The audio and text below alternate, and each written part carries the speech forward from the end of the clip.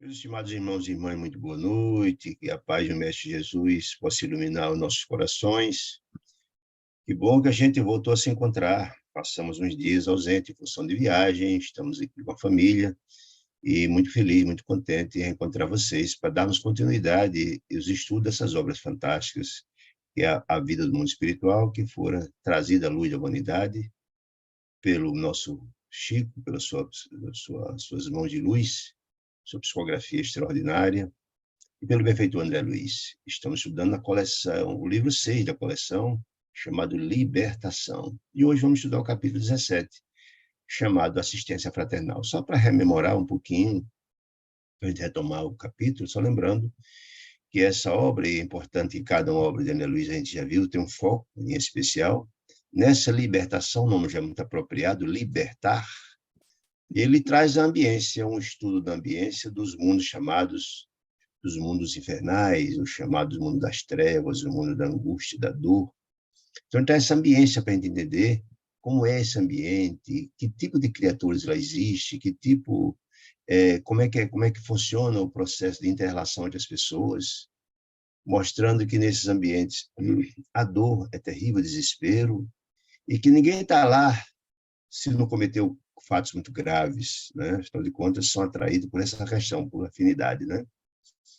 E mostra também um processo tirânico, como esses mundos são governados, né? André Luiz fala que são chamados dragões que dirigem esses ambientes do sofrimento, numa exploração absurda, num processo grave de subjugação das pessoas, das entidades infelizes, com sofrimentos superlativos, escravizados, enfim, lugar de muita angústia, muita dor. E o objetivo em especial dessa obra, além de mostrar essa ambiência, é mostrar o trabalho de assistência, né, de intercessão, mostrar o papel do amor, que é o norte estabelecido por Jesus, notadamente o amor de mãe, um amor inquebrantável, né, um amor grandioso. E o grande objetivo é resgatar ou libertar Gregório, um espírito profundamente brutalizado, que está desencarnado há mais de 300 anos, vivendo em uma dessas cidades. Ele é uma espécie de um juiz, é um homem importante, é um trabalhador muito qualificado desses mundos, dos dragões, digamos assim, né? É um sacerdote, é um homem de muito poder, né? Então, o objetivo maior dessa obra é libertar Gregório, mas, de forma subjacente, também libertar Margarida, que Margarida está encarnada, fora companheira de Gregório no pretérito, né?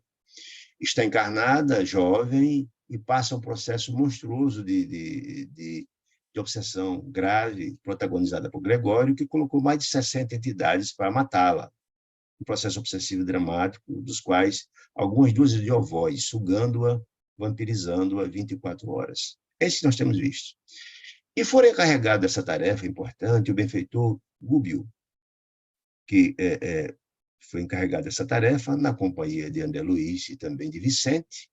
André Luiz, eles, como André Luiz e Vicente, como assim, alunos do processo de aprendizado de resgatar criaturas trabalhando nesse ambiente, que não é para qualquer um, precisa de muita experiência, muita vivência e grandeza da alma, né? Mas também entender que André Luiz tem, além desse papel importante, tem de também nos contar, através do livro, como é que esse ambiente, trazendo lições imorredoras para os nossos corações, tendo a ideia de trazer a aplicação e a vivência dos ensinos do Evangelho de Jesus. Muito bem. E nesse decurso dessa obra, a gente vai ver que muitos dos trabalhadores, muitas criaturas, além desses dois, também postos no caminho, nessa estratégia, nós vimos que é o seguinte, não há improviso no trabalho dos espíritos superiores, não, dos espíritos mais qualificados, não há. Há todo um planejamento rigoroso, né?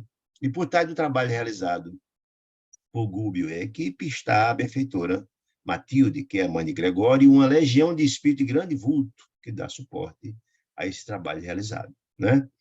E visto que de toda a estratégia estabelecida, há o trabalho de paciência, de disciplina, para o trabalho não correr risco, já o planejamento é feito para que dê certo, que às vezes o trabalho é longo e tem que ter muita paciência e disciplina acima de tudo. Então, foi preciso que Gúbio e a equipe conquistassem, digamos assim, adversários, para o trabalho junto à Margarida ser realizado. E nós vimos que Saldanha, por exemplo, e Leôncio, Saldanha era exatamente o comandante ou o coordenador de toda essa equipe de obsessores, e Leôncio era o segundo na hierarquia, era um hipnotizador que 24 horas hipnotizava e magnetizava, melhor assim dizendo, a Margarida, visando o seu decesso, sua morte, né? E com um trabalho de amor feito por Gúbio, terminou pelo trabalho de assistência maravilhoso da família dos dois, conquistou-os para a luz, digamos assim, né? Então, no capítulo anterior, no capítulo 16º, finalmente o trabalho de assistência à Margarida, onde fora levado.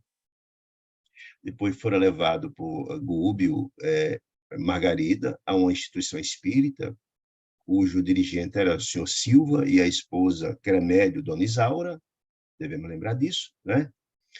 Em que, por fim, essa gama de espíritos infelizes foram desligados de Margarida e ela se livrou, afinal de contas, desses obsessores terríveis. Tendo agora como aliados Saldanha e Leôncio, outrora adversários ferrenhos, né? E a partir de agora, nós vamos narrar o capítulo de hoje, de assistência fraternal, mas eu queria colocar um outro ponto importante. Cada capítulo, normalmente, André Luiz enfoca num ponto, e hoje ele vai enfocar em especial na questão do pensamento, da importância do pensamento, né? Dentro da ideia de Jesus, do vigiar e orar, que nós devemos ter em nossa vida como um mantra, a importância de vigiar os nossos pensamentos. Bom, é nessa ótica que a gente vai começar a trabalhar.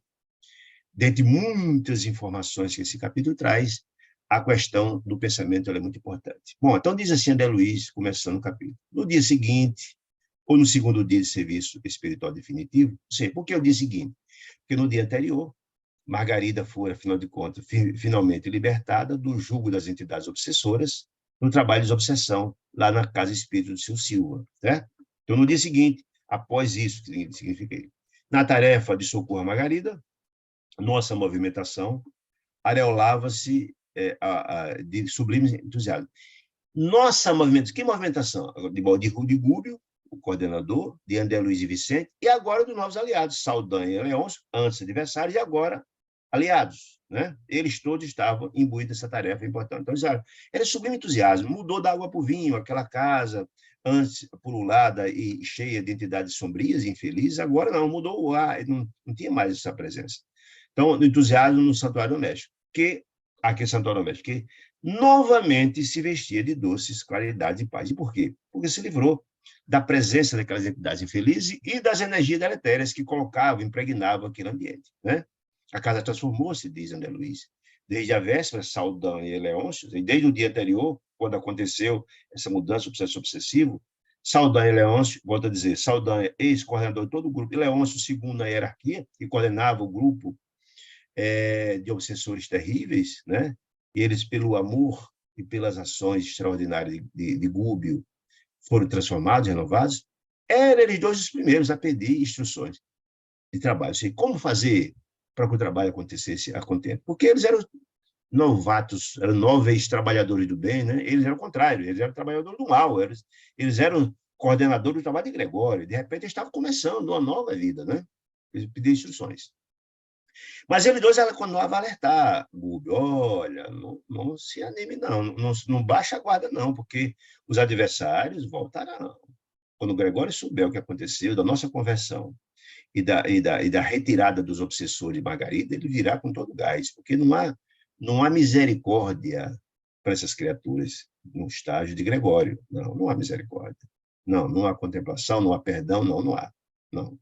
Ele virá com todo o gás, diziam eles. Porque nós conhecemos, diziam eles, olha, conheciam eles dois a crueldade dos ex-companheiros, e por muitos apaniguados, ou seja, dos comandados de Gregório, explorados por Gregório, que cumpriu rigorosamente o que ele dizia, porque ninguém ousa contrariá-lo, pediu fiscalizar a normalidade do processo alienatório e visava a eliminação da esposa de Gabriel, que é Margarida, né? O grupo começou, então, a traçar todo o processo das fronteiras expressivas, a traçar expressivas fronteiras. Que fronteiras são essas, meus irmãos queridos? As fronteiras vibratórias. Nós já vimos que as instituições onde não se deve entrar o mal, especialmente aquelas guardadas pelo mensageiro de amor, são barreiras vibratórias para evitar que as entidades do mal ultrapassem essas barreiras, certo? Muito bem. ao redor da casa, mantidos dali, por em diante, sob a responsabilidade dos colaboradores de Sidônio. Lembra de Sidônio? Quem era Sidônio? Sidônio era o dirigente ou o patrono espiritual da casa espírita, que seu Silva era o dirigente. Ele era o diretor espiritual, o patrono espiritual da casa, né? Então, ele, quando terminou todo o processo de desobsessão, Sidônio, gentilmente, forneceu 12 trabalhadores da casa para ajudar na casa, na vigilância da casa de Margarida, porque, com certeza, Gregório mandaria a sua tropa de choque para resgatar, não só para resgatar Margarida, mas também para punir Saldanha e Leôncio. Isso é fato, né? Então, todo o trabalho foi feito de colocar barreiras vibratórias ao redor da casa para que ela estivesse protegida e evitasse essa invasão das entidades das sombras, né? Muito bem. Enquanto prestava você, quando preparava a defensiva da casa, o jovem casal, liberto, afinal de contas, Gabriel e Margarida, né, louvavam de alegria, que lhe retornavam os corações. Veja, a pobre da Margarida sofria muito tempo sobre o jugo do seu processo obsessivo e dramático, quase morrendo, uma situação muito difícil, desenganada pelos médicos, enfim. Né? Então, eles estavam felicíssimos que algo muito especial aconteceu, e eles sabiam disso. E tinham a compreensão que isso se deu pela ida à Casa de Restituição Espírita, e finalmente ela se libertou do processo obsessivo. Então, não obstante não compreender muito o episódio, o fato, mas sabiam que era ali o ponto de inflexão, de mudança daquela situação, digamos assim, né? A Margarida se sentia leve, se bem disposta, para quem estava na situação dramática que ela estava, quase morta, e rendia graças a Deus por aquele verdadeiro milagre que ela sabia que aconteceu, mas não tinha compreensão a miúde do que efetivamente aconteceu, com que fora contemplado. Já Gabriel, o esposo, formulava 1000 processos, promessas de trabalho espiritual, porque, afinal de contas, ele viu a caridade pura acontecer na vivência do amor de Jesus, do amor de Deus, naquela instituição espírita que libertou a esposa. Então, ele ficou maravilhado, não obstante não ter muita compreensão, mas ficou, como neófito, cheio de esperança, e começou a prometer trabalho, desejoso de efetivamente digamos assim, era uma forma dele retribuir aquele verdadeiro milagre na vida deles e de Margarida, com trabalhos no campo do bem. É natural que as pessoas, quando se curam um mal muito grave, queiram modificar-se, renovar-se, estavam jubilosos nesse sentido, né? E o nosso lado, senhor André Luiz, do lado de cá, do lado espiritual, diz André Luiz, porém, as responsabilidades passaram a crescer, ou seja, aquela etapa do processo de socorro, Margarida estava bem caminhada, mas outras questões estavam postas, ou seja, lembremos que os trabalhadores da luz, onde estão a dor, eles estão lá postos a ajudar e a minimizar em nome de Deus, né? Nunca haverá falta dos emissários de Deus no trabalho de assistência a seus filhos, né? Disse ele. Então, começaram a crescer. Atendendo à determinação de Gúbio, disse André Luiz, Saldanha, que era o ex-chefe dos verdugos, né?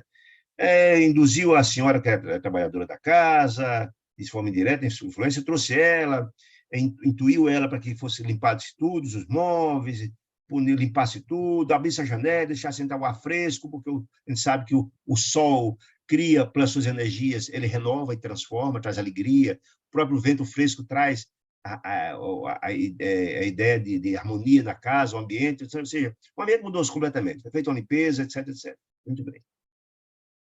O prédio, como que se reconciliaram com a harmonia? Ou seja, aquele prédio morada há tanto tempo, de entidades profundamente felizes, colocando suas energias deletérias, impregnava naquele ambiente, que as criaturas exalam a energia deletéria, os sentimentos e o pensamento. Nós sabemos que o ambiente é muito amoldável, é transformável, né?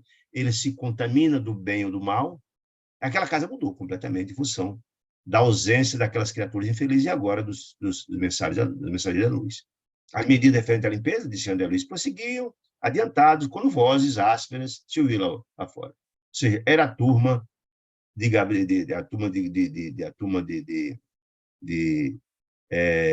Gregório que vinha já tomar satisfações, né? O elemento da fala de Gregório gritava lá fora para Saldanha, que Saldanha era o antigo coordenador da equipe, né? Que compareceu junto a Saldanha, veio falar com o André Luiz e também com o Gubi, meio aflito, diante da situação, porque ele sabia que viria rebordosa, que viria atitudes grosseiras de lá, né? Então, o Gubi disse ele, paternalmente recomendou, meu amigo, tenha calma, vá pode atender sem problema.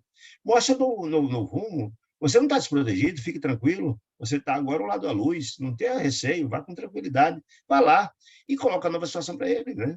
Tem coragem e resiste ao venenoso fluido da cólera. Ou seja, você vai enfrentar certamente criaturas brutalizadas, que você sabe muito bem, que afinal de contas, você era um deles até outro dia, né? Até muito recentemente. Vá lá com calma, que você tem um escudo aqui, ninguém vai lhe molestar, fique tranquilo, né? Porque ele tinha mais receio disso, exatamente da reprimenda que viria do grupo de Gregório, né? Usa a serenidade, se ele. Ora, contra a brutalidade, contra a crueldade, mostra que é diferente. Se é sereno, se é delicado. Mostra delicadeza e mostra que é sua transformação. Saldanha chamou a fisionomia, um perceptivo gosto, gesto de reconhecimento e avançou. Foi lá, afinal de contas, atender a turma que o chamava lá fora. Uma das entidades dizendo a Luís de horrível semblante. Por que horrível semblante?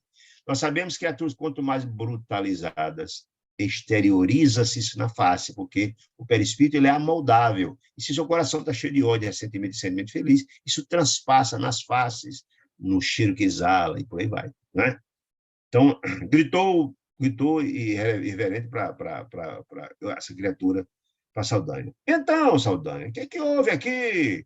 Porque ele sabe que mudou. Porque antes era perceptível na casa as sombras que exalavam lá de dentro, em função do ar pestilento das entidades infelizes, de repente, não, a casa estava cheia de energia, entrando sol, beleza, ele notou que é um gol de mudado.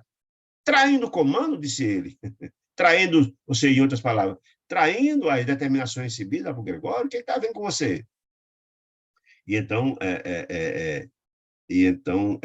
Saldanha disse, não, depois das últimas alterações, respondeu com humildade, diferentemente, né? Já meus compromissos foram assumidos com a própria consciência e acredito dispor, disse ele, do direito de escolher a minha rota, escolher meu caminho. Ou seja, ele respondeu, não, meu amigo, uma coisa mudou. Eu escolhi um caminho distinto desse que caminhava até ontem, não. Aí o outro disse, não, o meu emissário lá de Gregório, disse o outro sarcástico.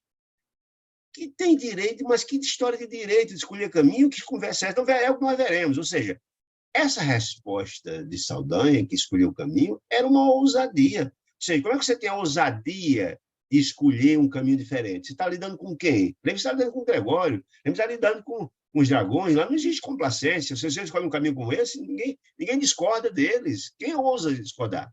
A reprimenda será violenta. Que história é essa? É o que veremos se você escolher um caminho diferente. Não. Ameaçou ele, né? E tentando insinuar de maneira dessa, aí disse o verdugo lá fora, deixe-me entrar. Aí Saldanha disse, não posso, de jeito nenhum, não posso, a casa agora tem outra direção, tem outra direção, e aqui as entidades das sombras não entram. E então ele disse, lançou-lhe um olhar de revolta insofreável e indagou ostentório, gritando, né? Onde você está com a cabeça, Saldanha? Onde é que você está com a cabeça? Saldanha disse, no próprio lugar. Por que perguntou onde é que está com a cabeça? Como é que você ousa desobedecer uma ordem de Gregório? Lembre-se que ela não tem complacência, ela não tem perdão. Que história é essa? Você ficou maluco? Você ficou louco? Você sabe o que é que virá de repressão para você? Então, disse Saldanha, não temes, porventura, sim, não tem porventura as consequências do seu gesto impensado? E aí, Saldanha, com muita tranquilidade, não tem nada que me penitenciar, minha decisão é essa, tomei novo rumo e pronto, né? Com toda tranquilidade, né? E então o visitante, irritadiço, extremo, diz, olha, Gregório saberá, e você sabe o que vem lá para cá. Você sabe que Gregório não alivia. Quando souber dessa história, você vai ver a reprimenda que vai tomar. E retirou-se, né? Transcorrido alguns minutos, apareceram outros da mesma equipe de Gregório, que vinha fiscalizar, de forma insolente, agrediu com palavras todo mundo, repetiu as mesmas ameaças, etc, etc. Em breve, disse André Luiz, cena diversa passaram de braço. Gúbio colocou sinais luminosos nas janelas, e antes era de sombra, era presente das entidades das sombras, lá das entidades dos verdugos, né? Mas, de repente, não. Agora, não. Ela é uma casa onde a luz se sobrepunha sobre as trevas. Então, essas luzes eram perceptíveis. Perceptíveis por quem? Pelas entidades espirituais que estavam na redondeza. Lembremos que muito boa parte das entidades que desencarnam numa situação de dramaticidade, infeliz, etc., apegada à materialidade, não consegue sair daqui da esfera da Terra, não. Fica por aqui mesmo. perto das casas, se achando o dono das coisas, que não tem ideia da morte, achando que já estão vivos. Isso acontece muito. Então, começou a chegar gente, né? Começou a chegar daquelas criaturas, começaram a chegar, né? Começaram a chegar na casa, etc. É, espíritos sofredores e perseguidos. Mas, assim, então, Google colocou esse nome luminoso, indicando a nova posição do abrigo, opondo-se à mancha e tal de sombra, né? E, naturalmente, atraídos por eles, espíritos sofredores e perseguidos que estavam ali perto, que eram perseguidos, que eram sofredores, perseguidos das entidades das sombras, mas que bem-intencionados significa bem-intencionados, que desejavam renovar-se, tinham já no coração o desejo de mudança, que isso é importante.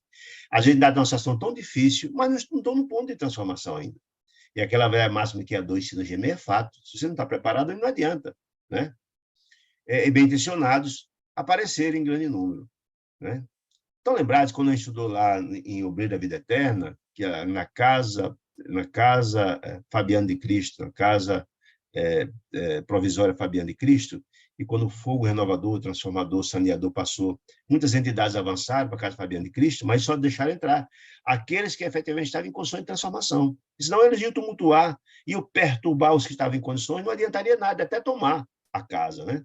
Então, a mesma ideia aqui. Só a questão em condições de transformar, de renovar, de ter um coração voltado para a transformação, fora permitido entrar na casa e ser assistido.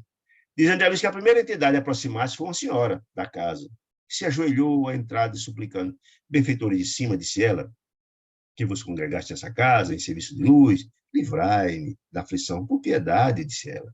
E então Gúbio atendeu imediatamente, permitiu que ela entrasse, né? No pátio ao lado, contou essa senhora em prantos a situação dela, né? Que era mantida muito tempo no edifício próximo, segregada por verdugos impassíveis que ele explorava antigas disposições mórbidas para o vício. Ela era refém. Muitas das criaturas que desencarnam na questão do desequilíbrio são utilizadas pelas entidades infelizes como massa de manobra, como escravos para trabalhar a serviço daquelas criaturas nas suas obras dantescas, né? De exploração, de obsessão, são utilizados como massa de manobra, né? E são utilizados. Então, aquela senhora era uma das vítimas desse processo, né? Achava-se ela, disse ela, porém cansada do erro e suspirava por mudanças benéficas. Ela cansou do erro e entendeu que o caminho não era mais aquele e aspirava efetivamente. Estava pronta para mudar-se. Penitenciava, dizia ela, para entender outra vida, outro rumo. Implorava proteção, asilo e tal. Então, o Gúbio consolou, bondoso, e prometeu um amparo. Nossa Senhora, efetivamente, será amparada, pode ficar conosco, será uma alegria, em nome de Deus, acessível. Muito bem. Logo após de São Luís, dois velhinhos chegaram também rogando posada, digando assistência, né? Ambos haviam desencarnado em extrema indigência, ou seja, uma miséria espiritual e financeira, por uma situação de lastro, de abandono e tal, no hospital, né? Ela possuidora de imenso terror, eles dois. Por quê? Porque não tinham nenhuma compreensão, não se conformavam na morte. E essa é uma questão interessante. Nós vimos nos relatos de André Luiz que as criaturas que não têm a compreensão da imortalidade, que são materialistas, sofrem profundamente quando desencarnam. Porque não tem nenhuma compreensão de que quando desencarnam não acabam. Morre só o corpo físico, o espírito continua, e as pessoas que não sabem disso passam, às vezes, décadas, sem sequer saber que morreu.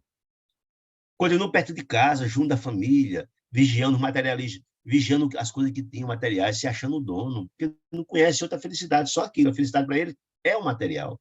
Então, essas criaturas, elas sofrem, passam, às vezes, décadas para acordar, né?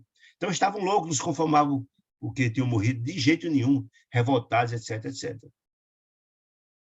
Temiam eles dois o desconhecido e mendigavam elucidações. Eles precisavam de orientações. Olha, meu irmão, o corpo de carne é uma mera vestimenta do espírito. Eles precisavam de orientações, explicar por que aquele mundo novo que eles não conheciam, não sabiam em que terreno estavam pisando, não compreendiam nada e viviam tipo uma loucura. Não entendiam por que tinham morrido, não entendiam as consequências, o que é que eu esperava. Não.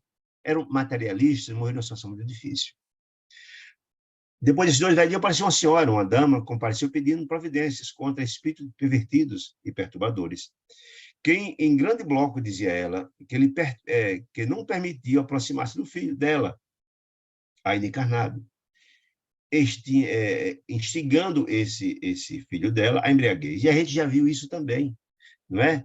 Que muitas das pessoas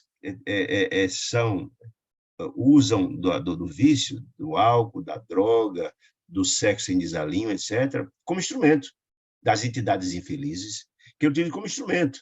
É o que o próprio Irmão X fala lá no livro Voltei, e também Ramatiz fala, as pessoas que se embriagam, quanto mais mente, são utilizadas pelas entidades que estimulam eles a beber para sentir o prazer do álcool, né? Que Ramatiz chama dos canecos vivos, né? Então é o caso dessa senhora. O filho dela, um grupo imenso de entidades infelizes, usavam o filho para se embriagar e eles sentiram o prazer do álcool, como muitos outros vícios. Acontece. E ela tentava ajudar o filho e não conseguia. E ela estava lá se lastimando, etc, etc. Outra senhora veio solicitar recursos contra maus pensamentos de um espírito vingativo que ele não dava ensejo à oração. E nós também vimos isso aqui em André Luiz. Ou seja, muitas pessoas até desejam a renovação, mas as criaturas, qualquer um que deseja um pouquinho a luz, que tentam entrar na luz, tem os adversários da luz, que buscam obstaculizar de todas as maneiras. Se lembram aquele relato quando fora levada Margarida à igreja para uma missa? Vocês devem estar lembrados disso, né? E aí mostrou várias as pessoas que lá estavam na igreja, alguns até tentavam fazer oração, mas a entidade das sombras não deixava, perturbavam, colocando em pensamentos lascivos, etc, etc, de sorte que as criaturas das sombras não desejam que ninguém se convença. Por quê? Da luz, converta a luz. Por quê? Porque eles querem que a pessoa continue ignorante, sendo explorada por eles. Essa é a grande verdade. Era o caso aqui dessa senhora, que também desejava da oração, mas as entidades infelizes não perturbava, não deixava que ela conseguisse realizar as preces. A corrente dos pedinhos, contudo, não ficou aí. Ou seja, desde que essa luminosidade for exposta na janela, começou a chegar uma quantidade imensa de espíritos necessitados, infelizes, que estavam nas cercanias da casa de Margarida, certo? De André Luiz. Tive a ideia de André Luiz, que a missão de Gúbio se convertera.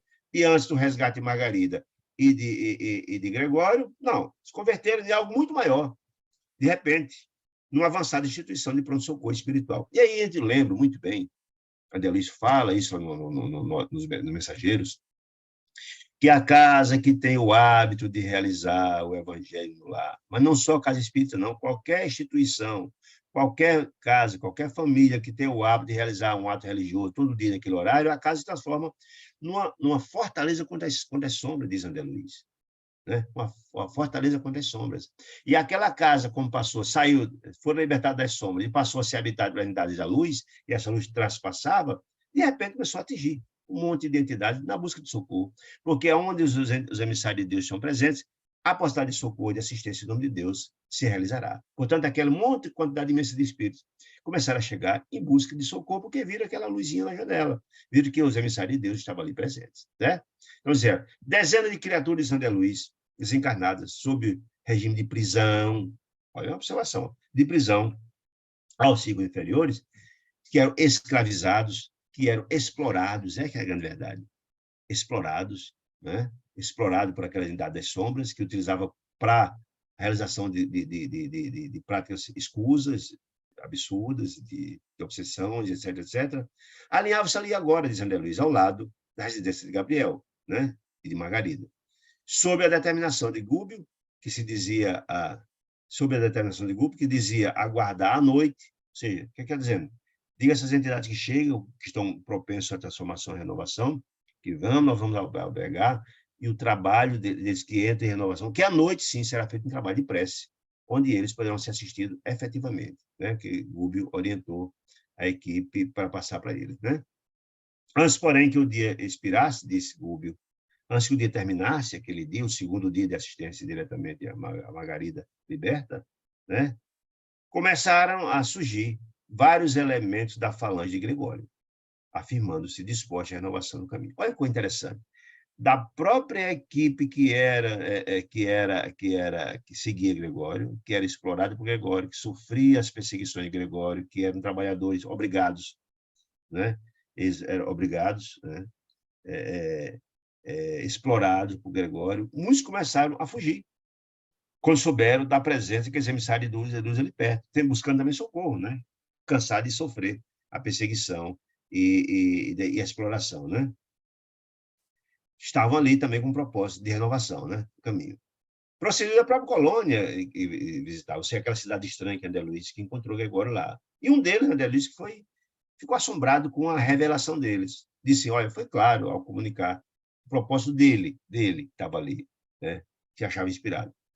Se ele, salve-me dos juízos cruéis, aquele mesmo, Gube, tantos outros, Gregório e tantos outros, salve, que eu não suporto mais, suplicou ele emocionado.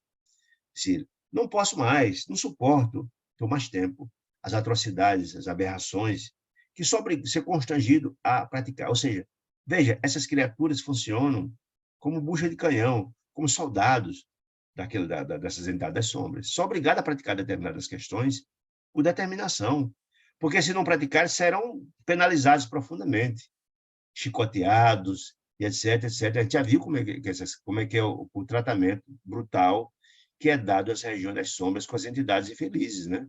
Os mais infelizes, as chefias, as criaturas que dirigem esses ambientes, são muito grotescos, são muito brutalizados e usam de violência mesmo, né? Uma exploração muito grande. Vi um processo de escravidão mesmo. Então, só não aguento mais. Aí disse ele, olha que a importância dele. Eu soube que Saldanha se transformou e não posso mais persistir no erro. Ou seja, veja a importância da conversão de uma criatura como Saldanha. Saldanha era tão respeitado nessa região de trevas que foi escalado pelo próprio Gregório para dirigir aquele processo de obsessão grave sobre alguém que tinha muito interesse, que era o caso de Margarida. Então, ele era um cara Margarida conhecido como uma criatura dura, brutalizada. Nós subimos lá que até Saldanha se converteu, então você imagina o efeito psicológico naquele grupo. A conversão de Saldanha causou uma repercussão importante naquele mundo. Por isso, ter a certeza de que, na verdade, haverá uma grande repressão pelo fato de que o Saldanha ter se convertido. Saldanha, Leôncio, etc., que lá, a turma da comunidade lá na cidade estranha ficou sabendo que chefes, pessoas de confiança de Gregório se converteram, se transformaram. Poxa, se Saldanha se converteu, por que eu não posso me converter?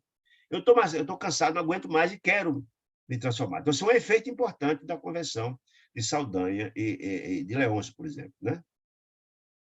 De quando eu dizendo, eu temo, sinceramente, o senhor que chegou lá pedindo a briga, eu tenho muita perseguição de Gregório, eu sei que ele virá com incidência para cima da gente, mas se é necessário enfrentar as maiores dores, enfrentá-los-ei, disse ele. Estou disposto a pagar esse preço, né?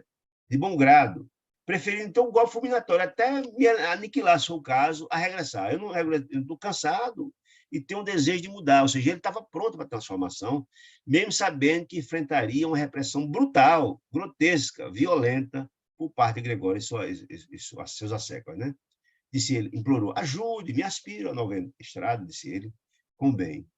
Então, disse André Luiz, que apelos como esse começou a repetir muitas vezes, começou a surgir muitos, inclusive que viviam naquela cidade estranha e que eram subordinados ao próprio Gregório, né?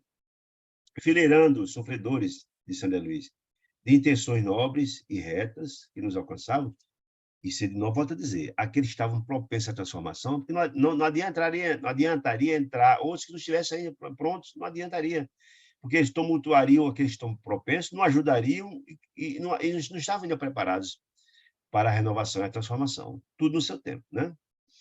Então, que nos alcançava, no vasto recinto que dispunhamos, Gúbio recomendou a André Luiz e a Eloy, da equipe dele, nos colocasse à disposição dele, ou seja, daquele grupo de criaturas, essa disposição para ajudar, ouvindo com paciência, e dando alguma assistência que não fosse possível, a fim de prepararem eles mentalmente para as orações da noite. Ou seja, o objetivo de André Luiz e Eloy, a mando de Gúbio, era acalmar aquelas criaturas, dar o máximo de assistência do que fosse possível, tentando prepará-los psicologicamente para a noite, o momento que aconteceria de intercessão em que Gúbio intercederia junto aos benfeitores espirituais no sentido de melhorar aquelas criaturas, de renovar aquelas criaturas, trazer alívio àquele contingente de criaturas e filhos de Deus que estavam dispostos à renovação. Então,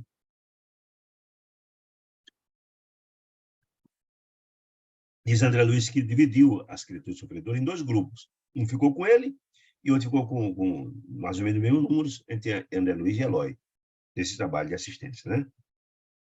André Luiz, olha, eu organizei os irmãos que me cabia atender em assembleia fraternal. E disse uma coisa muito interessante. Em vez de necessidades, quando nós chegamos, o espaço é espaço, era imperioso abrir novos lugares, porque começava quando lá chega gente, mais gente, mais gente, mais gente. Muitas entidades em desequilíbrio lá fora reclamavam acesso, promoções negativas comovedoras, todavia, Gúbio aconselhara fosse a entrada privativa aos espíritos que se mostrassem conscientes. Ou seja, não adianta entrar criaturas que não tinham condições, porque tumultuaria o ambiente e perturbaria os outros. É a mesma ideia que eu falei que está lá no livro Obreiro da Vida Eterna, lá na Casa Transitória Fabiana de Cristo. É a mesma ideia. Né? De há muito aprendera, disse André Luiz, aprendera que uma dor maior sempre consola uma dor menor. Olha que estratégia interessante. Ou seja, aquele que relata a sua dor profunda, aquele outro que estava reclamando da dor, poxa, a minha dor em relação àquele não é nada, se sente consolado, vendo que alguém está numa situação pior do que a dele, né? E limitava, diz André Luiz, a pronunciar frases curtas, para que os infelizes ali congregados encontrassem reconforto uns com os outros, ou seja, ao ouvir a angústia dos outros, ver que, na verdade, não é só ele que sofria, se consolava um pouco também em compartilhar essas informações. Sem necessidade de doutrinação da minha parte. Por quê? Imagina se André Luiz chega naquele contingente mesmo, se fosse doutrinar um a um, teria condições. Se o trabalho da prece seria realizado à noite, ele teria que encaminhar aquela criatura da melhor maneira possível, e a estratégia que ele encontrou, a didática adequada, era que cada um colocasse os seus relatos, suas dores, suas angústias, que aquilo ia ajudando a consolar uns aos outros. Essa era a estratégia dele. Notadamente que eles tinham uma dor mais aguda, né? Então, conduzindo desse modo, disse ele, pediu uma das irmãs presentes, em condições deploráveis perispíritas. E por quê, gente? Quanto mais erros cometemos, quanto mais equívocos e crimes cometemos, mais as deformações no perispírito. Lembremos que o perispírito é uma réplica, ou melhor, nosso corpo é uma réplica do espírito, do perispírito.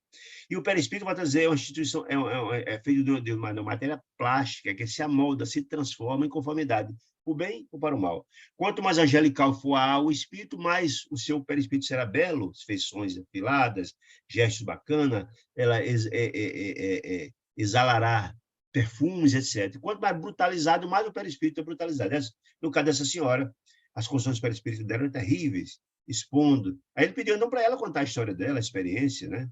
Para poder, a dor que sabia que era muito pela própria condição perispírita, trazer consolação aos outros. E ela, então, concentrou a atenção de todos, em virtude das... Ela chamou a atenção porque ela tinha muitas feridas no perispírito, né? Extensas, e mostrava um semblante agora erguido. Então, ela, cheia de feridas. Por quê feridas? Porque, na verdade, ela exteriorizava no perispírito aquelas próprias feridas que tinha no próprio espírito, decorrência de seus atos infelizes, né? As deformidades que tinha no corpo de carne, que eram já a deformidade do próprio espírito. Então, ela, quando ela dizer, começou a colocar, ai de mim, começou ela a dizer, a se lamentar, ai de mim, aqui é a paixão cegou, me cegou e venceu, disse ela, transformando ao suicídio. Era uma suicida.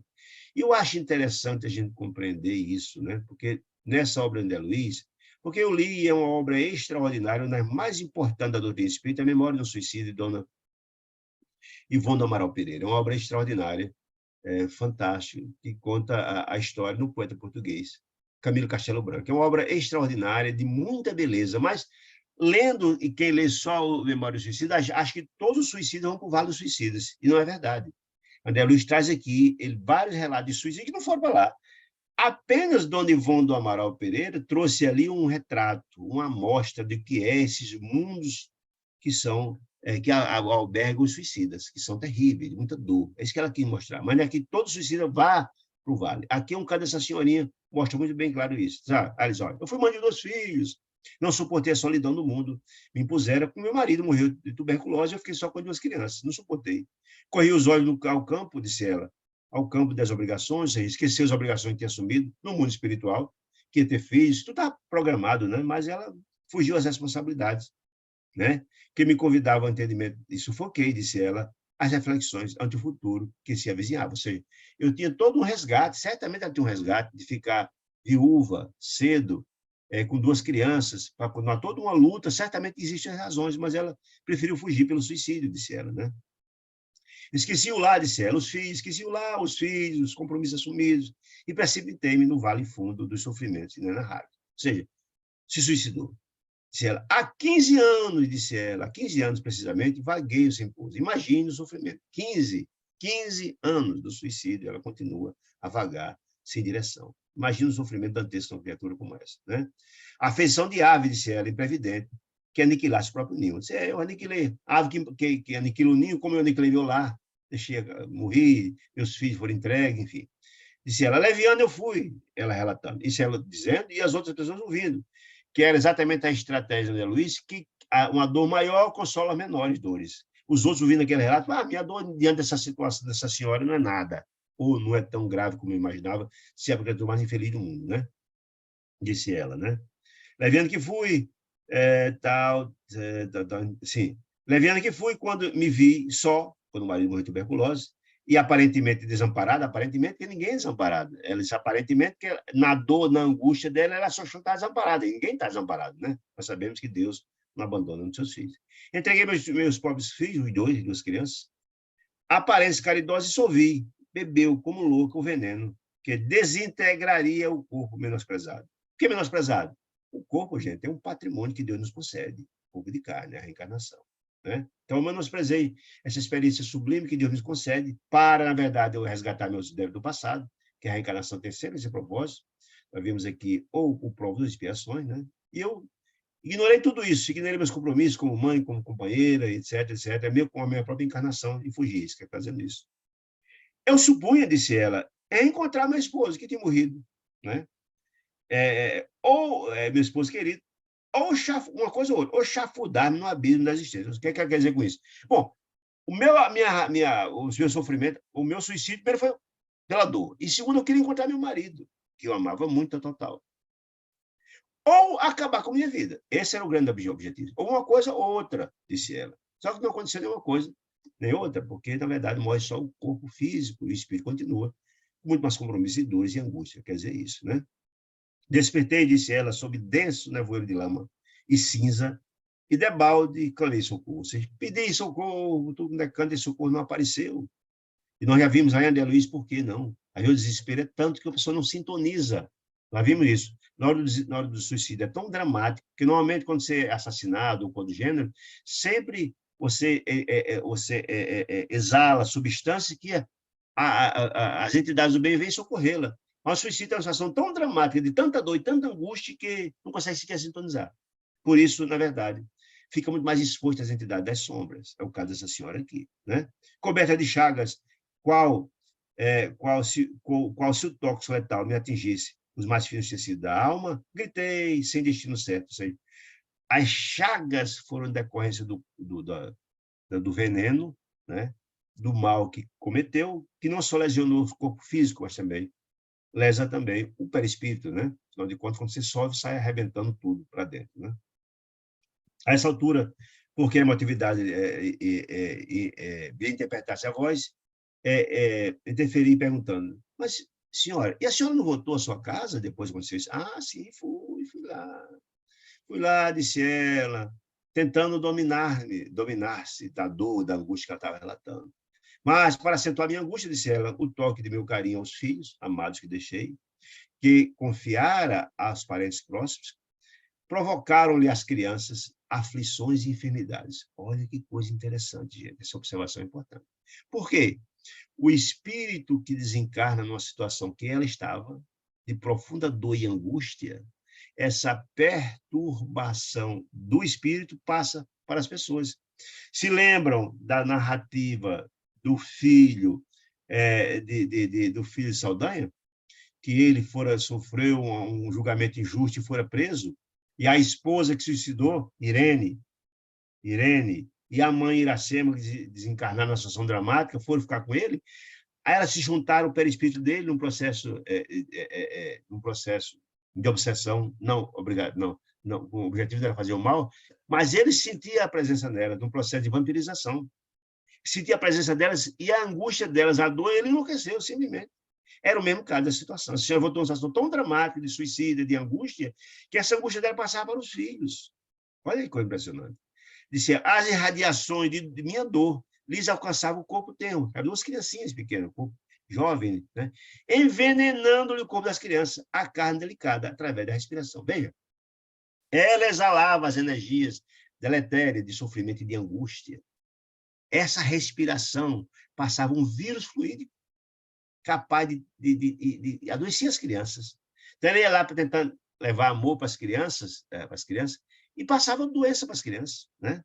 Quando compreendi que a minha presença lhe inoculava pavoroso fluido, vírus fluídico, deles fugia aterrada, disse ela. Veja, as energias deletérias do sofrimento dramático têm, sim, o condão de contaminar as pessoas, como o filho lá de Saldanha. Nós vimos já nessa própria obra, certo? É preferível suportar, disse ela, o castigo de minha própria consciência isolada e sem rumo, que eles infligem sofrimento às crianças, os filhinhos dela, sem causa. Não tem nada a ver com essa história. O eu foi meu, disse ela. Eu preferia estar longe deles para não fazer de sofrer do que voltar lá, né? Disse ela. Eu experimentei medo e horror de mim mesmo. Você imagina o drama, gente, de alguém que se suicida, que o objetivo era encontrar o esposo, nós sabemos pelo próprio desequilíbrio, não ele encontraria o esposo, que ele não deve estar no ambiente, ele não foi suicida, portanto não estaria no mesmo ambiente, questão de sintonia, né? Não encontrou o esposo.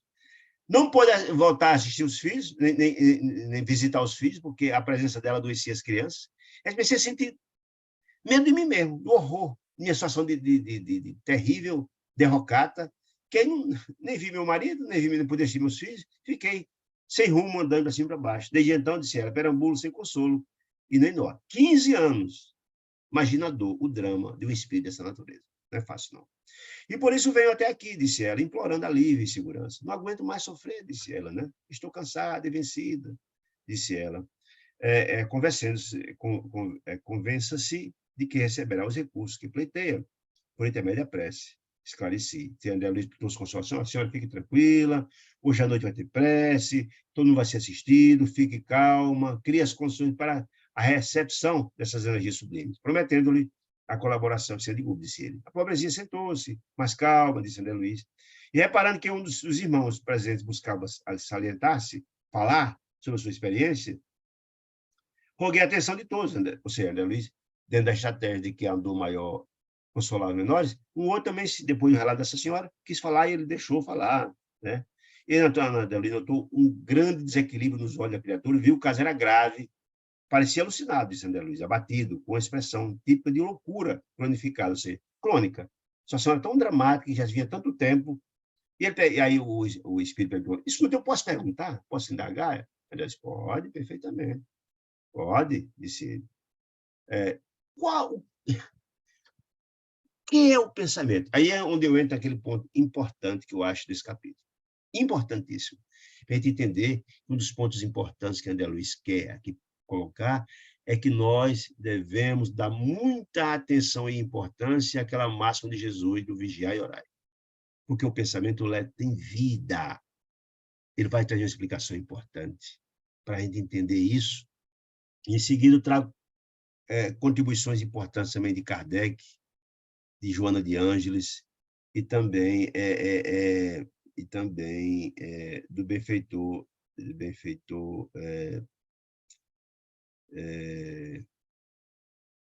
informações importantes sobre esse assunto. Cadê, meu Deus, aqui? Leon Denis, sobre esse assunto, para a gente entender, vai esclarecer. Bom, o que é o pensamento? Perguntou. André Luiz respondeu. Meu amigo, o pensamento é, sem dúvida, força criadora, ou seja, o pensamento cria, força criadora, de nossa própria alma.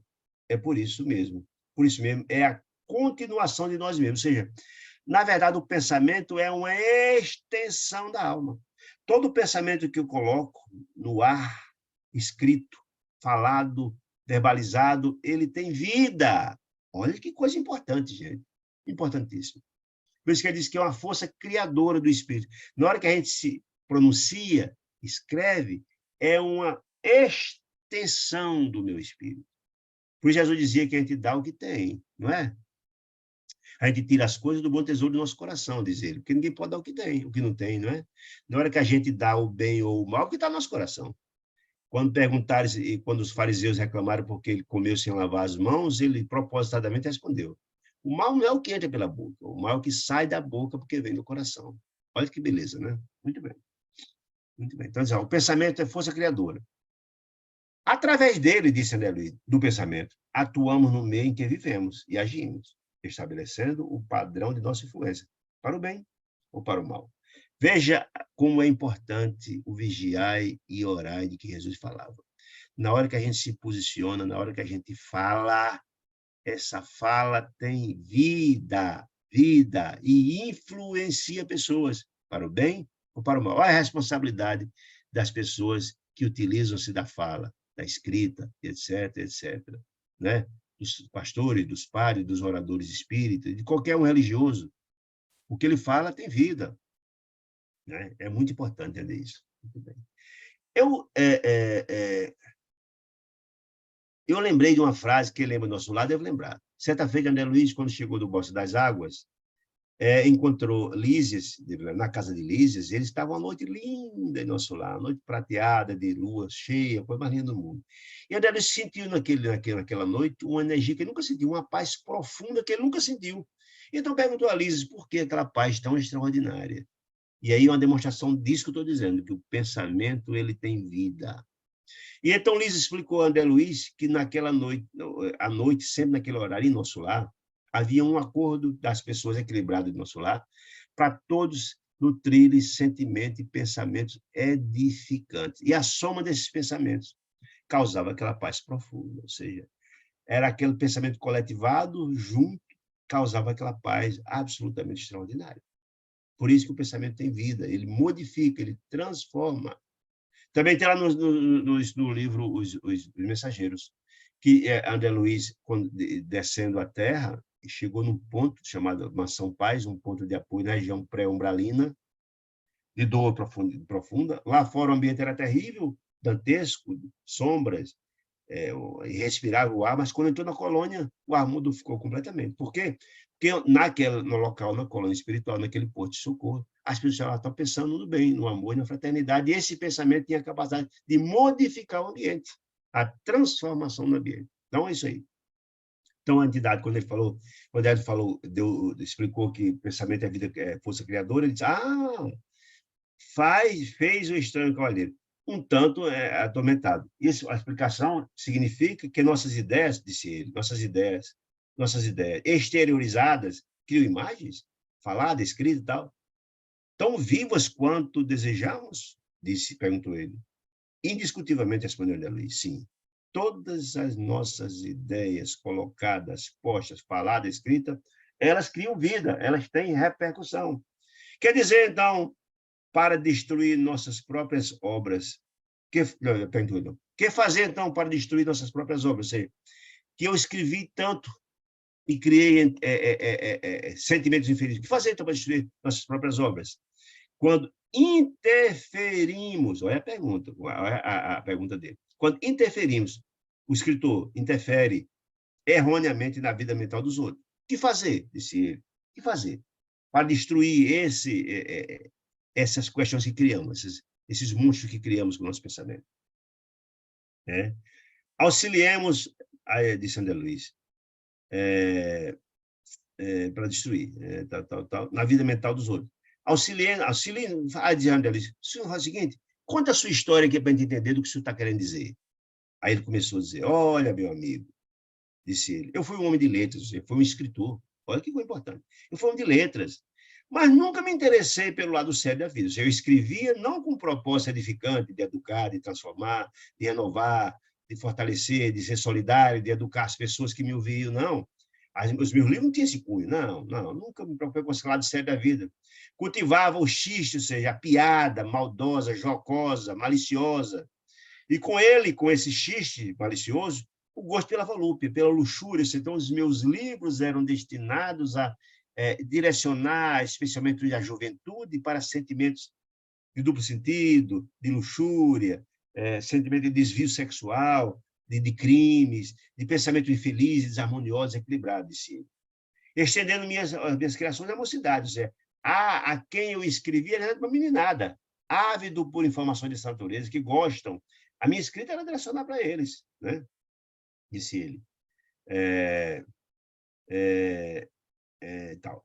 Não consegui posição de evidência. Eu não era disse ele, eu não era um escritor de sucesso. Não, não era. Não tive fama nenhuma, entretanto, mas que eu poderia imaginar, disse ele, os meus livros eram lidos por muita gente, impressionei, disse ele, destrutivamente, impressionei muita gente, dizer, quem leu minhas obras foram muito impressionados e foram muito, digamos assim, direcionados, foram muito influenciados negativamente, destrutivamente. Ou seja, levei pensamentos infelizes que traduziram em atos depois, ou na própria formação deformada dessas pessoas. E eu influí. Se eu influí, eu causei prejuízo e sou responsável por isso. Muita mentalidade juvenis arrastando-as a perigosos pensamentos. Ou seja, se eu falei de tantas coisas na dor, por exemplo, alguém, numa leitura como essa, pode ser direcionado à prostituição, ou a cometer um crime sexual, ou um desvio, ou, enfim, muitas coisas, né? Disse ele. Depois que eu morri, disse ele, sou incer... olha as consequências de um ato desse. Por isso que eu digo, a gente não tem a compreensão da máxima de Jesus do vigiar e orar, porque o pensamento tem vida, vida. Então, disse, olha, depois que eu morri, sou incessantemente procurado pelas vítimas de minhas insinuações sutis, que não me deixam em paz. Ou seja, aquelas criaturas que foram vítimas, que foram induzidas ao erro na sua formação juvenil, que se desvirtuaram no futuro, eu tenho responsabilidade. Essas criaturas que foram vítimas do meu livros, que desviaram-se, me procuram, desencadearam, me procuram, pedindo contas. Olha aí, olha as consequências, né? Enquanto isso ocorre, olha a interação, não só essas que foram vítimas, outras entidades me buscam. Que outras entidades? Formulando ordens e posturas e propostas referentes a ações indignas que não posso aceitar. Ou seja, ele nem sabia, mas ele também era instrumento de entidades infelizes que utilizavam ele como escritor, induzindo, obsidiando ele para escrever coisas para que esse material fosse utilizado para o desvio da coletividade. Ou seja, ele era obsidiado, ele era instrumento do mal, das sombras, e não sabia, não tinha essa compreensão. Então, ele era os obsidiados, e as escritas deles desviariam muitas criaturas, ou seja, ele era um trabalhador das sombras sem saber. É isso que ele está dizendo. Portanto, a responsabilidade de quem escreve, de quem fala, é muito grande. Ele está dizendo aqui. Então, além das vítimas que foram desvirtuadas, procuravam por essa situação, mas outras entidades buscavam ele, buscando, fazendo propostas e ordenando que ele escrevesse, continuar escrevendo. Né?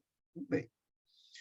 Mas não posso aceitar. Compreendi, disse ele, depois, que me achava em ligação, disse ele, desde a existência terrestre, com uma enorme quadrilha é o instrumento de espíritos perversos e galhofeiros, que me tomavam por aparelho invigilante de suas manifestações desejáveis. Ele era instrumento dessas entidades perversas para escrever, no processo obsessivo, para o objetivo das sombras. Desviar a juventude, fazer o mal, etc., porque as entidades das sombras desejam o domínio das criaturas. E quanto mais a juventude ou qualquer um de nós se desvirtua e faz o que eles desejam, é fácil de dominar, de obsidiar, e por aí vai, que é o objetivo deles, né? Muito bem. Vem coisa mais grave, né? No fundo, disse ele, eu mantinha por mim mesmo, ou seja, ele, no fundo, eu tinha culpa, porque eu tinha sintonia com eles. Ou seja, ninguém trabalha outrem se não tiver sintonia.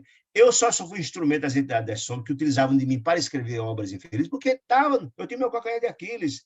No meu espírito tinha essas inferioridades. E eles aproveitavam de inferioridade. Como eu não tinha o vigiar e orar, eu não fazia minhas preces, não orava, etc., eles me utilizavam, sem eu saber. Né? No fundo, eu mantive a mim mesmo, sintonia, mesmo no próprio espírito, suficiente material de leviandade do passado e malícia estava dentro de mim, que ninguém pode dar o que não tem, certo? Eles exploravam isso inconscientemente para mim, que eles exploravam largamente, adicionando aos meus erros já de falha moral, os erros maiores que intentariam debalde praticar. Um processo de obsessão. Eu era o instrumento, né? Eu era instrumento, disse ele. Sem meu concurso ativo, ou seja, eu nem sabia que estava sendo instrumento, mas estava. E tenho responsabilidade com isso. Né? Acontece, porém, que abrindo meus olhos para a verdade, depois que morreu, viu as consequências dos seus atos, e agora está tentando sair dele, né? Na esfera que hoje respiramos, em vão busco adaptar-me. Não é fácil transformar-se, não é fácil se livrar do jugo das criaturas das sombras, ele está dizendo. Em vão, estou tentando, mas não estou conseguindo, disse ele, adaptar-me ao processo mais nobre da vida. Eu desejo mudar, mas esse monte de criatura me perturbando o tempo todo, aqueles que eu prejudiquei ali atrás, esses outros que tentando me perturbar para continuar. Imagine, não é uma coisa fácil, disse ele. Quando não sou atribulado por mulheres e homens, que se afirmam prejudicados pelas ideias que difundi com as minhas obras, com livros infelizes, da romagem carnal. E aí vem uma informação muito importante. Olha só que informação importante. Certas formas estranhas me apoquentam, certo? Me perturbam, né?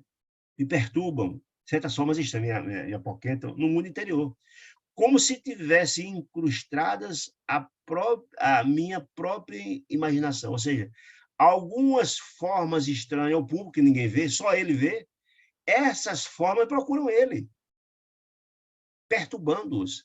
E que formas são essas?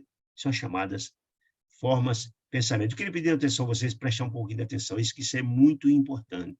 As formas pensamento são terríveis, né? Muito bem. Incrustadas na minha própria imaginação, essas formas pensamentos. Não são espíritos, não, gente. Não.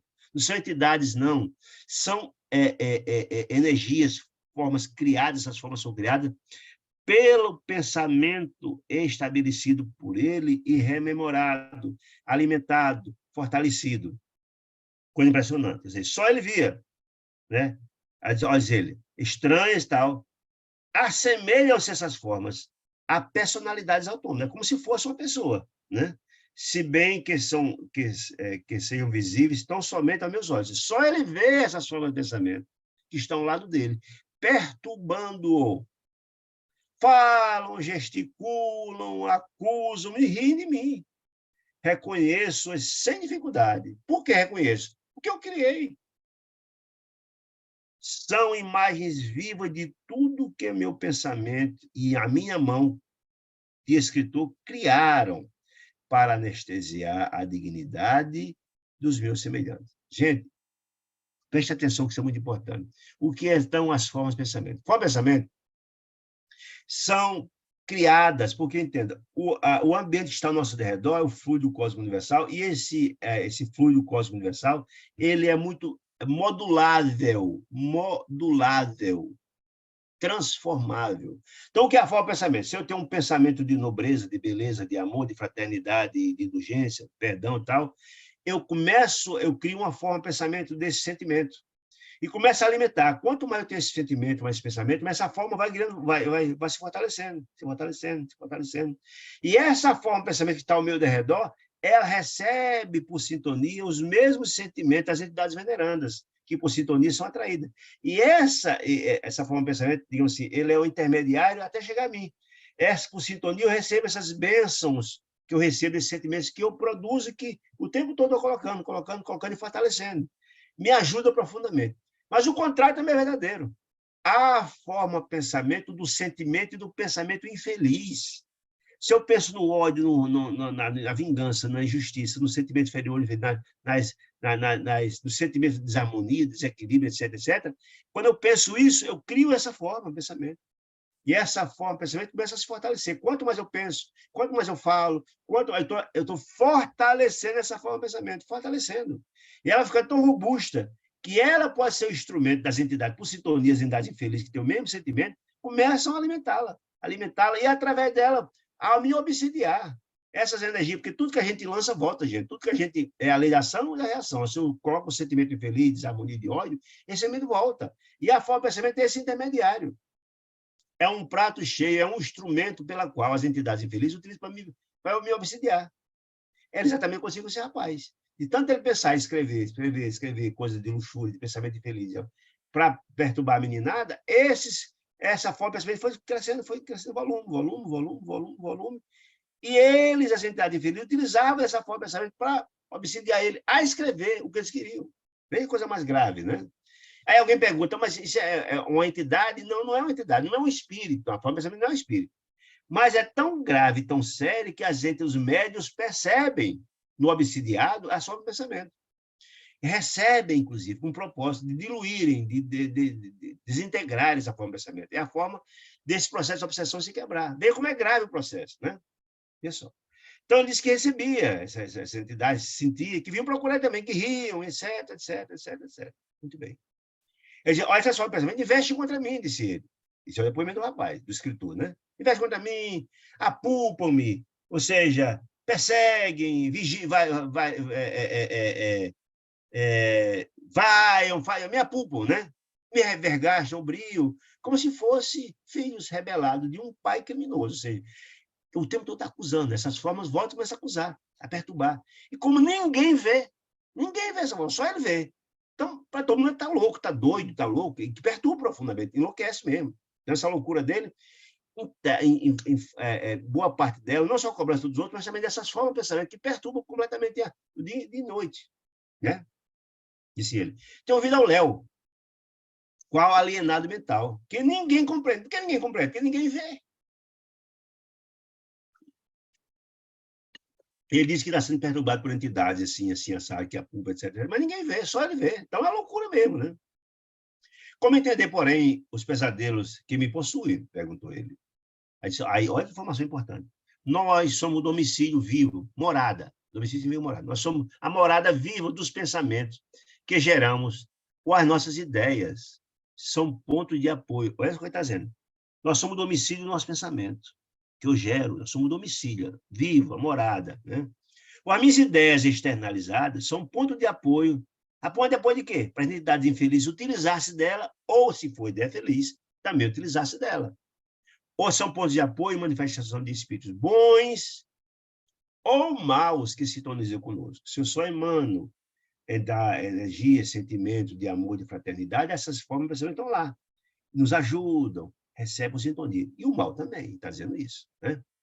Ali nos ouvintes, tudo a expectação, todo mundo preocupado. Então, o infeliz deixou de falar, titubeante, demonstrando, disse André Luiz, atormentado por energias estranhas do próprio corpo. Ele começou a aceitar as formas a chegar, perturbando profundamente. Apalemado e trêmulo, ele ficou trêmulo de uma hora para outra, né? Trêmulo, né? Fitou em mim, de olhos gaseados, abertos, de estrito terror, e correndo a meus braços, diz André Luiz, bradou. Eles estão aqui, chega dentro de mim, ninguém vê, só ele vê as formas de pensamento, né? Estão dentro de mim. É uma das personagens que está agora me atacando, uma das personagens da literatura fescenista, ou seja, lasciva, lá da Idade Média. Eu criei essa personalidade, essa personagem, essa forma, nas minhas obras, e ela vem me atacar, disse ele. Ai de mim, disse ele. Acusa-me, gargalha, irônica, e tem as suas mãos crispadas, como fosse me enforcar. Vai me enforcar, disse ele. Alcança minha garganta com a mão direita, pela mão dentro da garganta, denunciava, dizia, serei assassinado, socorro. Agora imagine, gente, que coisa impressionante. Claro que não podia ser assassinado, ele não está desencarnado. Mas o processo de perturbação tão dramática das formas de pensamento que ele sentia e via essa forma de pensamento lá, tentando esganá-lo lá. Porque essa forma de pensamento é instrumento das entidades infelizes que querem dominar e fazer acontecer. Veja a gravidade disso. É algo muito sério. Portanto, sempre repito isso, vigiai e orai, que Jesus ensinou, tem que ser um mantra na vida da gente. Na hora que você diga quando está boa, entre em prece. Porque não é sua essa ideia, está vindo de alguém perturbado. Certo? Então, vigiai e orai é isso. Vigiai, porque se não entrar em prece para cortar o liame, cortar o contato com as entidades infelizes, eles vão colocar a tomada e os processos obsessivos começam exatamente aí. Né? Muito bem. Socorro, tal. Houve quem tentasse fugir de Sandero. Foi tão desesperado dentro dessa situação toda. Então, o pobre beletrista que ele fala, beletrista vem de belas artes, escritor, significa isso. Desencarnado, contorcido, meus braços, tal. Uma situação dramática. Ficou uma situação difícil, todo mundo ficou numa situação horrorizada assistindo aquela cena, né? Então, o André Luiz que mandou um emissário a Gúbio pedindo socorro e, em segundo, o Gúbio chegou e tal. Examinando o caso, mandou chamar Leôncio. Lembra do Leôncio? Aquele que foi magnetizador de Margarida, que hipnotizava ela 24 horas, tentando a morte dela? Muito bem. O Gúbio convocou ele. E aí eu faço um parêntese aqui, antes de Leôncio chegar, para eu trazer essas explicações importantes de Kardec, de Joana de Ângeles e de Leon Denis a respeito do pensamento. Vou dizer, para mim, é a parte mais importante deste capítulo, que merece muita atenção do pensamento. Então, não diz então André Luiz no livro Vida Feliz. Diz, olha, o pensamento, sendo o pensamento energia criadora, como diz André Luiz lá atrás, é criadora, energia criadora da mente humana, do espírito criador. Quando pensamos, estamos criando algo. Por que estamos criando algo? Porque o pensamento é uma extensão do espírito. É você. Porque te dá o que tem. Né? Se eu tenho amor, fraternidade, etc., quando eu externalizo o meu posicionamento, eu estou externando isso. Se eu tenho um coração cheio de ódio, de ressentimento, eu também externalizo isso das minhas explanações, né? Disse ele. Quando pensamentos estamos criando algo, seja uma situação vibracionalmente, se torna possível, ou uma imagem mental, disse ele, disse né, somos responsáveis, como aquele senhor escritor, pelo que criamos. E por isso devemos estar atentos ao que estamos pensando, diz Joana de Anjos. Kardec vai na mesma direção, lá na questão 89 do Livro dos Espíritos, dizer o quê? O pensamento não é a própria alma que se transporta? Ou seja, na hora que eu estou pensando e mando um pensamento solto, é a minha alma que está lá. É o meu coração que está lá. Eu estou dando o que eu tenho. Olha aí. O pensamento, disse ele, não é a alma que se transporta? É o de pensamento? Ou da escrita? Quando o pensamento está em alguma parte, disse ele, a alma também aí está. Porque é uma extensão. Visto que a alma, quem pensa não é o corpo físico. O corpo físico apenas obedece à ordem do espírito. Só. Mas quem pensa é o espírito. E cada um dá o que tem. Ninguém pode dar o que não tem. Olha que coisa bacana, né? O pensamento é um atributo do espírito. É uma extensão do espírito. Vê só. Do mesmo jeito de Leon Denis, um detalhe, diz ele assim, o pensamento é criador. Toda vida que a gente expõe um pensamento, nós estamos criando. Por isso, é só um pensamento.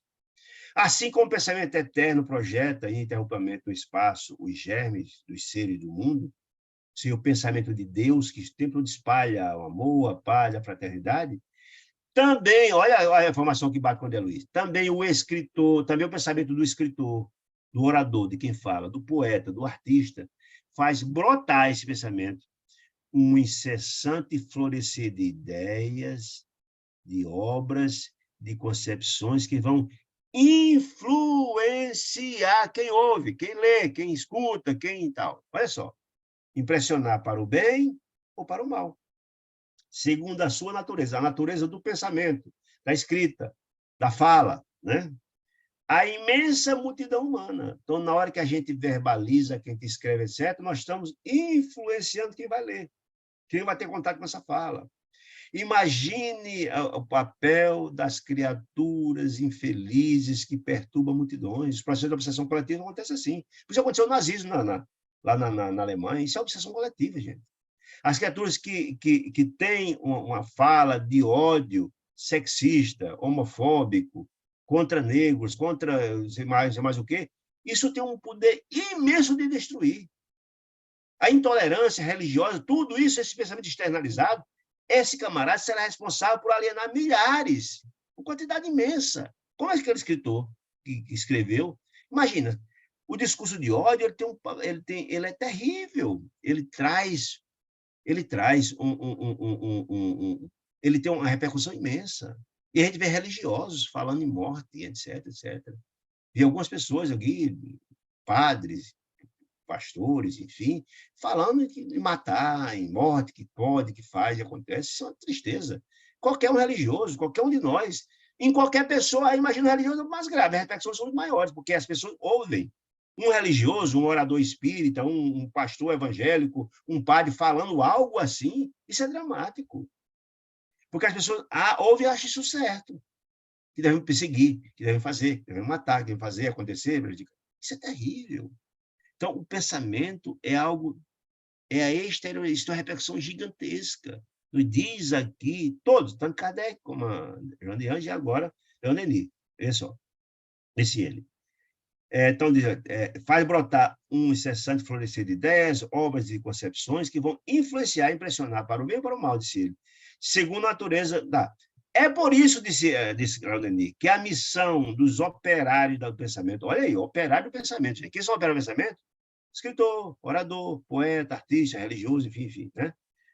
Por isso que a missão dos operários do pensamento é, ao mesmo tempo, grande, perigosa e sagrada. Ele explica por quê. Grande e sagrada, pois o pensamento dissipa as sombras do caminho. Se for um pensamento edificante, de beleza, de bondade, de fraternidade, de amor, ele tem a capacidade de dissipar, de vencer o ódio, de vencer o sentimento infeliz, de vencer as sombras, quer dizer, de dissipar, de limpar, de renovar, né? Por isso, por exemplo, a beleza do Evangelho tem uma capacidade imensa de renovar, de restaurar. São pensamentos vivos de amor, de fraternidade, etc. Um pensamento de uma Madre Teresa de Calcutá, um pensamento de um Mahatma Gandhi, desses pacificadores do mundo, de um Francisco Cândido Xavier, de um Divaldo Pereira Franco, tem uma capacidade imensa pela divulgação e pela imagem que eles têm de construir, de dissipar as sombras, né? Disse ele. Dissipar, né? Dissipar as sombras do caminho, resolve os enigmas da vida e traça uma rota à humanidade. Ou seja, se for seguir, você consegue colocar um Dalai Lama desse, um sentimento de beleza, tudo que vem dos seus ensinamentos, tem a capacidade de renovar os corações, de influenciar toda uma geração de paz e amor. Mas pensar ao contrário.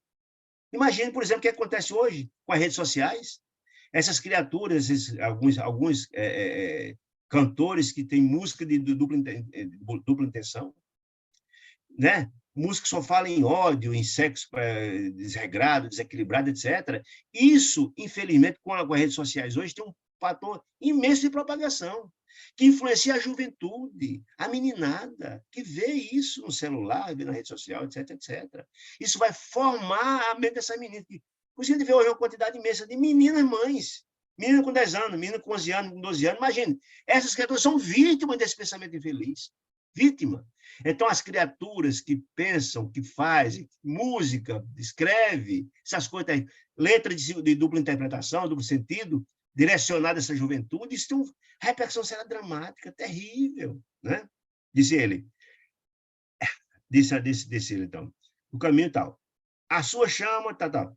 É também perigosa, disse ele. Ela pode ser, disse ele, grande e sagrada, mas também é perigosa. Por quê? Seus efeitos são tão poderosos dessas criaturas que falei há pouco tempo, para a descida quanto para a ascensão.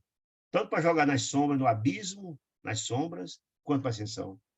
Essas energias deletérias de ódio, ressentimento e de desvirtuamento, como aquele escritor escreveu, pode desvirtuar toda uma geração, essa meninada que está aí. Um processo de obsessão coletiva, dramático, né? A alma humana, disse ele, a alma humana percorre o seu caminho, envolta numa atmosfera radiosa ou sombria, radiosa de luz ou sombria, né? Disse ele, povoada pelas criações e pelo seu pensamento. Está no livro O Problema do Ser, do Destino e da Dor, de Leon Denis. Gente, por isso que eu dizer, olha, estudem essa questão do pensamento, ela é muito importante. Voltando agora, que aquele camarada do Veletim está passando mal e tal, e Gúbio chamou, então, o nosso amigo lá, o nosso amigo Leôncio, para assistir o rapaz. A frente recém-chegado, de quem? De Leôncio, indicou o doente, o Gúbio indicou o doente, o rapaz está passando mal, passando muito mal, de crise, e disse, opera, alivia. Aí ele, como assim? Eu? Ué, mas eu era até ontem um verdugo, que história é essa? Disse ele, convertido. Eu tenho capacidade de aliviar alguém? Ele ficou assustado com a determinação de Gúbio. Sim, no entanto, disse Gúbio. Meu amigo, serviço construtivo, essa lição serve para cada um de nós, viu? Serviço construtivo ou destrutivo depende da direção que eu dou ao meu funcionamento. Ou seja, ele magnetizava Margarida para morrer, perturbando, envenenando o corpo dela. Mas se ele pegar e magnetizar alguém para o bem, é o contrário. Vai seguir o bem, vai mudar o foco, o destino. Então, questão de direção de si. Olha, a corrente líquida, um rio que desce numa enxurrada imensa, possa destruir isso aqui. Pode destruir mata, derrubar floresta, derrubar cidade, matar pessoas. Mas se essa água que vem com toda a força, ela vai para uma represa, ela pode servir de uma usina, que vai gerar energia elétrica. Então, a questão o problema é a direção. O serviço pode ser construtivo ou destrutivo. Se você pega o talento que Deus lhe deu e utiliza para o bem ou para o mal, disse ele, né? É imperioso reconhecer Sim, em verdade, meu amigo, disse ele, todos nós somos devedores, por que ele não cometeu erro? Jesus dizia, quem estiver sem pecado, que atire a primeira pedra lá com a senhora a senhora que tinha traído o marido, está na cérebro, passagem evangélica. Mas olha, todos nós somos devedores, quem não cometeu erro, né? Enquanto nos situamos na linha do mal, disse ele, somos devedores. É para nos reconhecer, contudo, disse ele, que o bem é a nossa porta redentora. O bem é a porta redentora. Não importa o mal que você fez passado, eu não tenho um condão de mudar o passado, mas tenho um condão de mudar o presente e o futuro, disse ele. Porque dizia Pedro, o apóstolo, que o amor cobre a multidão de pecados. Não a cada bem que eu faça, eu vou diminuindo a minha dívida. O amor cobre a multidão de pecados. Quando vai fazer o bem, esse bem vai tirando o débito, vai diminuindo o débito que a gente tem lá para trás, né? Disse ele. O maior criminoso pode abreviar longos anos de pena, o maior criminoso, entregando-se resgate de si próprio, através de serviço benéfico aos assistentes. Então, se você coloca a sua vida, o que é, na verdade, a caridade, a realização da caridade? É o amor em movimento. Se eu coloco a minha vida a serviço do bem, eu vou me redimindo, vou me transformando. A minha pena vai diminuindo, eu vou me renovando, transformando. Porque o amor cobre mudando o pecado, como dizia Pedro, né? Em sua determinação de ajudar, disse Gúbio, esconde-se a solução do segredo da felicidade própria. Quanto mais eu vou fazendo bem, eu vou começar a trilhar um caminho de iluminação, de auto-renovação e de transformação. Vou abandonando as sombras, vou me transformando, renovando, disse ele. Né? Leôncio não mais vacilou, magnetizou o enfermo que estava ali, o beletrista, né? Dementado, que aos poucos silenciou, adormeceu, repousou e tal. Começou ali. Aí André disse, ó, desde esse momento que Leôncio fez aquele trabalho de assistência, que todo o trabalho que eu fazia estava ao meu lado, ajudando, mostrando um trabalhador valoroso, né? O tempo todo, excelente companheiro, né? A Assembleia, porém, crescia. Sempre estava chegando mais criaturas, disse André Luiz, mais necessitados, pedindo socorro. Entidades de boa intenção buscavam os sequiosos de paz e esclarecimento, diz André Luiz. Mas, francamente, doía-me, diz André Luiz, a constatação dele, me doía muito observar tanta ignorância além da morte do corpo. Ou seja, aí a falta de uma doutrina esclarecedora como a doutrina espírita, que esclarece que nós somos criaturas, filhos de Deus, que nascemos para ser felizes, que somos Deus, como diz Jesus, que vamos crescer, né? Que, na verdade, ninguém morre, só morre o corpo físico, que a reencarnação é uma forma de renovação e transformação, é o meio para atingir os fins. Como ninguém sabe disso, estava aquele contingente de criaturas ignorantes, que ignoravam essas questões, muito apegada à materialidade, estava num sofrimento imenso. E ele dizia, ó, ficava impressionante diante da ignorância daquelas criaturas com relação a isso. Na maior parte dos presentes, André Luiz, não surgia o mais leve traço de compreensão da espiritualidade. Não, ninguém sabia disso, né? Raciocínios, sentimentos jaziam presos ao chão, todo mundo está ligado à materialidade, né? Angústia, desencanto, disse ele. E ao término da permanência junto ao lado de Margarida, e cabia, assim, na noite próxima, era o último dia que desse Gúbio ia terminar o trabalho de assistência à Margarida, o resgate ia acontecer e tal, e cabia preparar quanto podia os famintos de conhecimento santificante, aquele contingente imenso de criaturas que estavam chegando até a casa de Margarida, para a noite, um momento importante de oração, de socorro àquelas criaturas. Não convinha comparecessem desprevenido, explicou, então não estava em condições de se renovar, né? Em razão disso, interferi nas conversações, disseminando os esclarecimentos que podia expor. Ao entardecer, disse André Luiz, a conformação e o entendimento reinava em todos os rostos. É o efeito daquele trabalho, de que a dor maior consola o menor, fez tudo que pôde daquele contingente que disse André Luiz, que foi repartido por Gúbio, entre ele e Eloy, um contingente que cabia a eles ajudar, assistir, para que a noite estivesse preparado para o recebimento dos benefícios da prece. Muito bem. Gúbio prometera conduzir aos companheiros que chegavam de boa vontade, os que estavam com condições de renovar, as formas elevadas, garantindo a passagem de condição superior, ou seja, alguns reencarnando, alguns assistindo no hospital, enfim, alguma colônia espiritual e por aí vai, né? Então a senhora, depois daquele tratamento final da tarde, pediu para cantar o hino evangélico, cantou, e foi uma beleza muito grande, encantou todo mundo, criou um contentamento muito grande, e André Luiz ficou muito reconfortado com a expressão de serviço que ele desenvolveu, ficou tão emocionado com a possibilidade que ele teve, que ajudou a tantas pessoas, que ficou chorou no final com a emoção, né? Ouvindo aquele canto, aquela voz súplice, etc. Mas que no final uma jovem avançou daquele grupo que estava atendendo, triste, e em voz súplice disse a ele: Meu amigo, essa senhora disse, esse espírito, de hoje em diante, adotarei um novo rumo. Sinto que nesse cenário de fraternidade, o mal só afundará mais nas trevas. O mal não vale a pena. Eu quero me transformar, disse ela. Fixou os olhos no de André Luiz e disse comovedoramente, prometa, o senhor me prometa, André Luiz, que vai me ajudar a me ouvir na esfera do recomeço. Esfera de recomeço, gente, é na reencarnação. Eu vou reencarnar, mas eu preciso da ajuda, da assistência, da intercessão. Intercede por mim, em outras palavras, né? Fui mãe de 2 filhinhos, tão belos e puros, disse ele.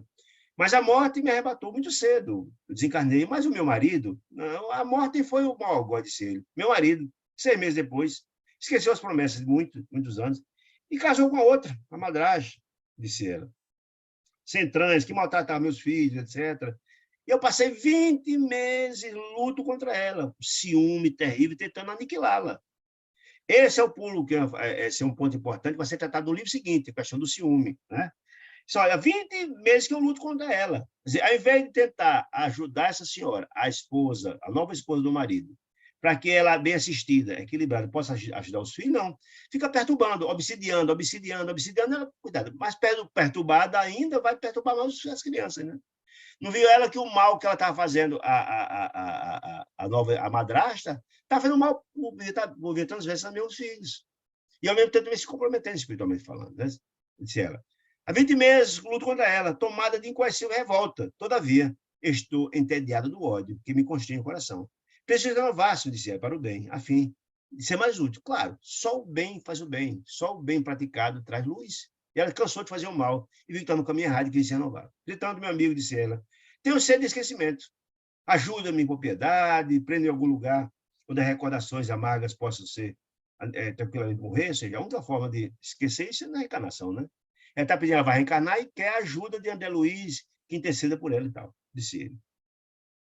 Nos círculos mais próximos da experiência humana, isso é recomeço, diz o André Luiz, explica que isso significa a reencarnação, certo? Disse ela, a minha inclinação do bem é insignificante, resta de luz, estou despertando, disse ela, né? No seio da noite do mal, que ele me envolve. Mas compadecendo de mim, me ajude, por favor, que eu desejo renovar, disse ela, né? Não sei amar, disse ela, ainda sem o ciúme violento e aviltante. Não sei amar, mas quero aprender, né? Entretanto, não ignoro que Jesus entregou a cruz com muita renúncia. Não permitas que as minhas elevadas aspirações dessa hora venham a perecer. A rogativa daquela senhora, disse André Luiz, me trouxe recordações vivas do próprio passado, disse ele. Eu também sofri imensamente a parte de vencilhar-se dos laços inferiores da carne. Quem leu Nosso Lar lembra que quando André Luiz voltou e teve permissão para visitar a casa, e quando chegou lá e encontrou a esposa dele com o novo marido, ele teve um ciúme danado, sofreu para danado. Ele que relembrou isso, sem dúvida nenhuma. Sensibilizado, nela enxerguei uma irmã, disse ele, que me cumpria amparar, disse ele. Abracei-a comovido, como se fizesse uma filha, chorando por minha vez, disse ele, ficou emocionado, né? Refletindo as dificuldades, disse ele, com base que muitas pessoas encarnam sem as compreensões da repercussão da morte, disse ele, com base no amor ilegítimo, entendimento do coração, disse ele, sim, farei tudo que tiver ao meu alcance para auxiliar, disse ele, aquela senhora que pedia auxílio a ele, ajuda na encarnação.